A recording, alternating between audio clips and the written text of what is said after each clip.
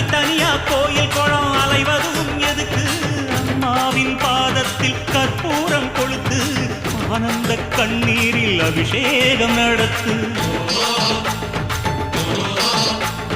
காட்டு வீரங்கெல்லாம் கொடுத்தா தாம் மதிப்பு, பணக்காவி தூரவி எல்லாம் விழிஞ்சா தாம் மதிப்பு. பணம் கொஞ்சம் இருந்தாலும் கொடுத்தா தாம் மதிப்பு. நீ மகன் என்றால் உன் தாயை மதிச்சா தாம் மதிப்பு.